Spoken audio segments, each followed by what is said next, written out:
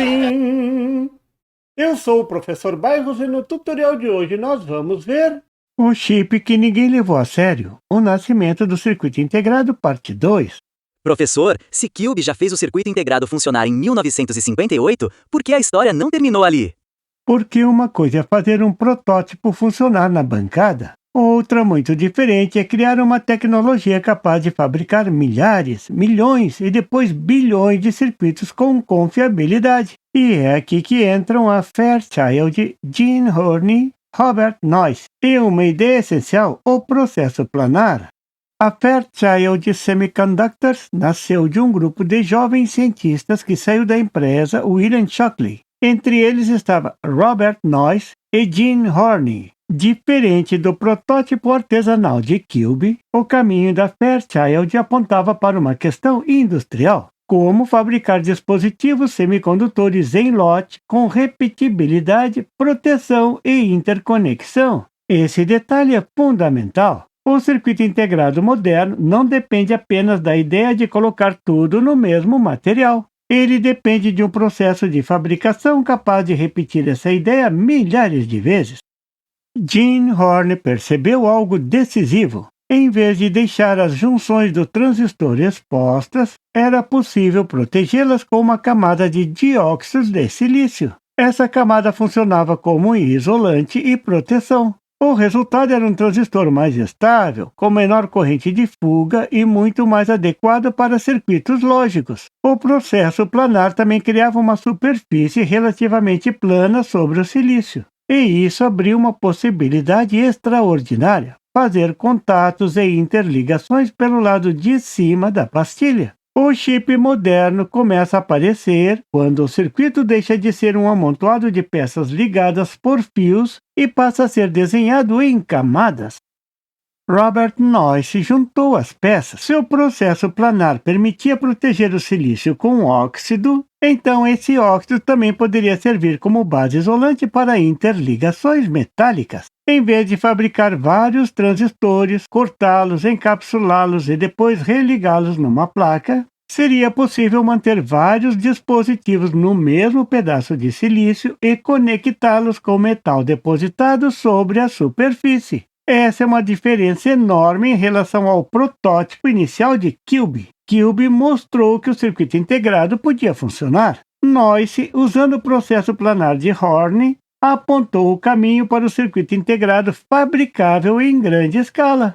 Outro nome importante nessa história é Kurt Lehoveck. Ele trabalhou com a ideia de isolamento por junção PN, usando junções reversamente polarizadas para separar eletricamente elementos dentro do mesmo cristal. E isso é essencial, porque se vários componentes estão no mesmo pedaço de semicondutor, eles não podem simplesmente interferir uns nos outros. De forma simplificada, a junção reversamente polarizada funciona como uma barreira. Ela permite que cada região do circuito tenha uma função sem virar um curto-circuito interno. Integrar não significa misturar tudo, significa colocar tudo junto, mas com isolamento controlado. Com duas ideias tão próximas no tempo, veio a disputa. Cube havia demonstrado o circuito integrado funcional e registrado sua patente. Noyce também registrou sua proposta, baseada em uma estrutura planar mais adequada à fabricação. A disputa entre Texas Instruments e Fairchild durou anos e ficou marcada como uma das grandes batalhas de patentes da eletrônica. Mas, tecnicamente, a história mostra que o circuito integrado não nasceu de uma única peça isolada. Ele nasceu da convergência de várias ideias: miniaturização, semicondutores, isolamento, fotolitografia, óxido de silício, metalização e produção em lote.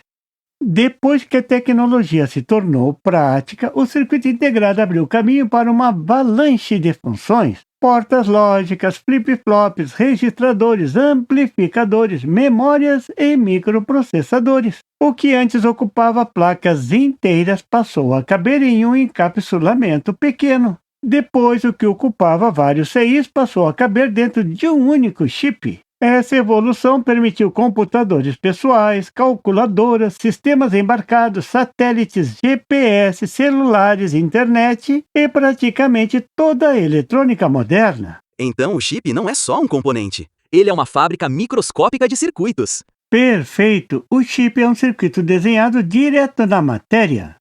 O circuito integrado resolveu um problema que estava travando a eletrônica: a quantidade absurda de componentes e interligações. Kilby mostrou que o circuito podia funcionar em uma única peça semicondutora. Horne trouxe o processo planar. Noyce mostrou como transformar essa ideia em uma estrutura fabricável. Lehovec contribuiu com o isolamento por junção. E muitos outros engenheiros, técnicos e operadores ajudaram a transformar laboratório em indústria. No fim, o chip não nasceu de um único momento mágico. Ele nasceu quando várias tecnologias amadureceram ao mesmo tempo. E pensar que hoje a gente reclama quando um celular demora 2 segundos para abrir um aplicativo. Queria ver esse povo soldando 17 mil válvulas na mão. É por isso que o circuito integrado é uma das maiores invenções da humanidade. Parece magia, mas é tecnologia. Professor Bairro, tem tanto multímetro barato no mercado, por que eu devo investir logo nesse ET2082E da Minipa? Arthurzinho, preste atenção. Se você quer sair do amadorismo e dar um upgrade real na bancada, você precisa de uma ferramenta que resolva problemas complexos e não apenas o básico. O grande segredo desse equipamento é que ele é um laboratório completo. Ele faz todas as medições tradicionais: tensão, corrente, resistência, continuidade, diodo e ainda mede indutância. Isso mesmo! Com ele você testa bobinas, transformadores e indutores de filtros. Quase nenhum multímetro dessa faixa de preço faz isso. Além disso, ele mede capacitores, temperatura, frequência e até o ganha-HFE de transistores. É a ferramenta certa para caçar defeitos em fontes chaveadas, amplificadores e aparelhos eletrodomésticos. E não se engane com tamanho, ele aguenta até 20 amperes de corrente e é categoria CAT3 600 volts. Segurança para você não correr perigo mexendo em quadros elétricos. Resumindo, Arthurzinho, na eletrônica, quem tem ferramenta precisa não precisa contar com a sorte. O link de um fornecedor confiável está na descrição. Garanta o seu. E por favor, se você não é inscrito, se inscreva e marque o sininho para receber as notificações do canal. E não esqueça de deixar aquele like e compartilhar para dar uma força ao canal do Professor Bairro. E não tem site? Tem sim! É www.bairrospd.com. Lá você encontra o PDF e tutoriais sobre esse e outros assuntos da eletrônica. E fique atento ao canal do Professor Bairros para mais tutoriais sobre eletrônica. Até lá!